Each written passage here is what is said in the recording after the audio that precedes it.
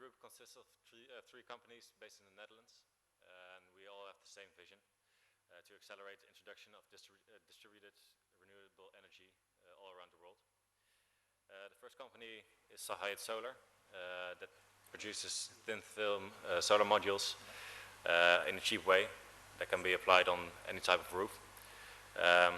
So the first step is by wind or solar, creating cheap electrons. The second step in that vision is to we agree with the batteries at this time, but batteries are not a solution for everything.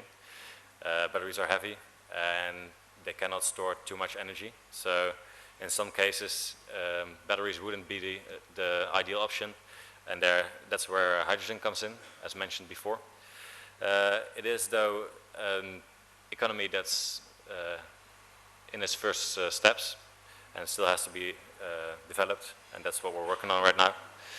And that's with HyET Hydrogen.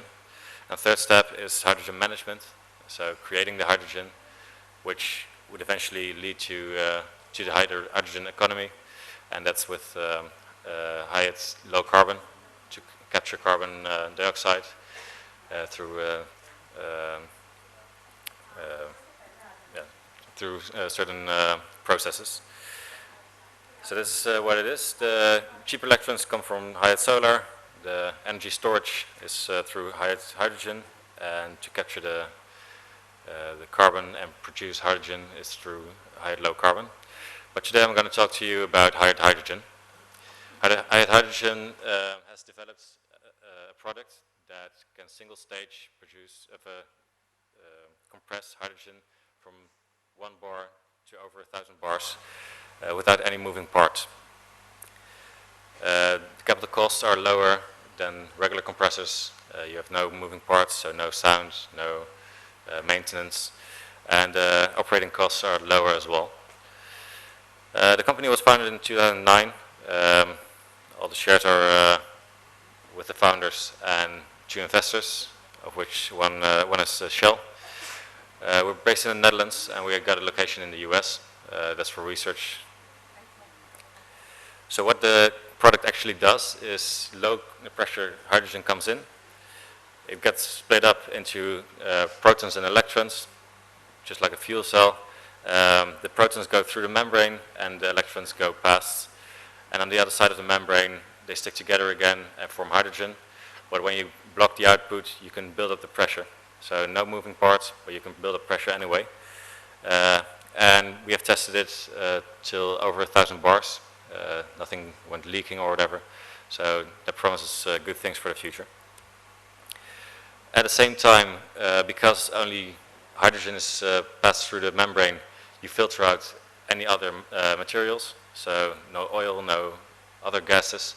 So at the same time, while you're compressing, you're filtering it as well. So you get pure hydrogen at the other side at high pressure.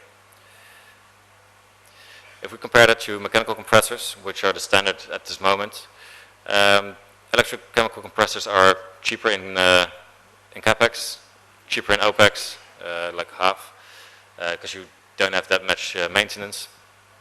Your electricity costs are lower. Your availability is higher because you don't have moving parts. You don't have downtime, therefore you don't need a backup compressor. It is scalable because it's really small, and you can just stack them together, and it's silent. Here you see the size. So on the left side you see the small compressors we have for 10 kilograms a day. You can stack them together in this kind of wall and build up to whatever size you need. On the right side you see this same scale of the hydrogen compressor that's mechanically.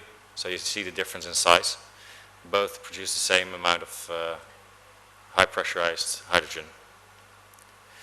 This is a test we did like 2 months ago. We set the world record for multi-cell electrochemical hydrogen compression at 1,022 bars. We stopped there because the pipes of the whole system were specified until 1,000, so that was for safety reasons, not because of the stack itself.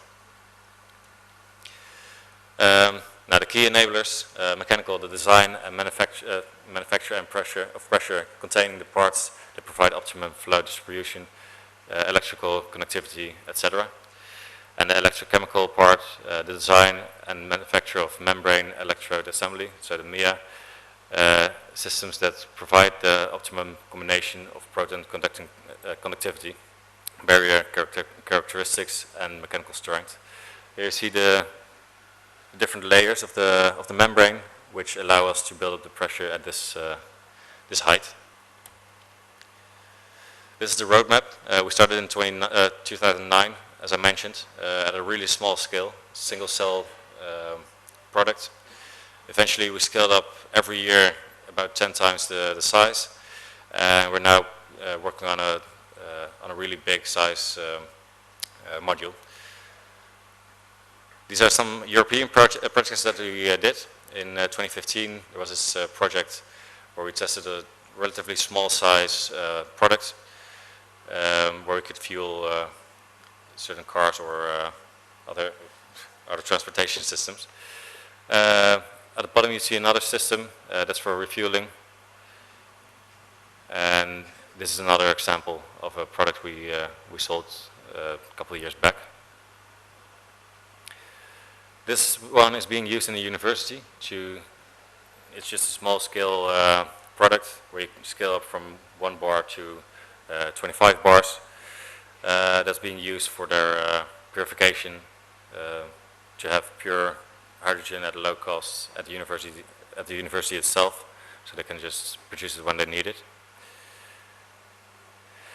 We got a development agreement with the Naval Research Facility in the US, with the US. They're testing our product. This was one that we sent 2 years back. There was a 2 kilogram a day at 410 bars. From there on we skipped to a bigger size, 10 kilograms a day. That was just a couple months back at 875 bars. And this is right in front of our office. We just built a hydrogen car refueling station where you can fuel your car with 120 kilograms a day at 875 bars. To give you an example, a regular car can drive around 100 kilometers on 1 kilogram of hydrogen.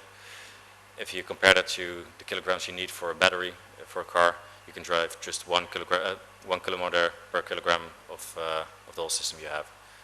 So that's the difference there. This is the sketch of the refueling station that we put there. It's just a small container. And this is the comparison to mechanical compressors. At the left you see the mechanical compressor at 6.5 kilograms a day, kilowatt hours, sorry. And more to the right you see the different stages we reached. You see that the energy consumption increases, but that's because you produce more kilograms of pressurized hydrogen.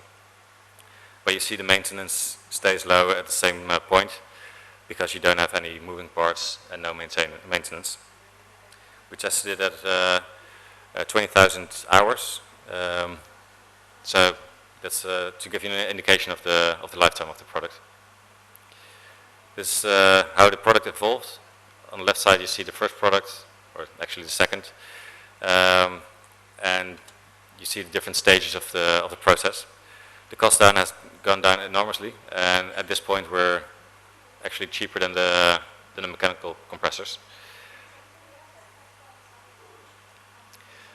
This is the market comparison where all the different manufacturers of compressors are, and you can see we're right in the middle. We can basically do high pressure and at low cost and low energy needs, but we could also do the purification at low pressures. So that's basically what we do at HyET Hydrogen. If you have any questions, you can ask them later when all the presentations have been done, or reach out to me when we meet in the hallway. Thank you.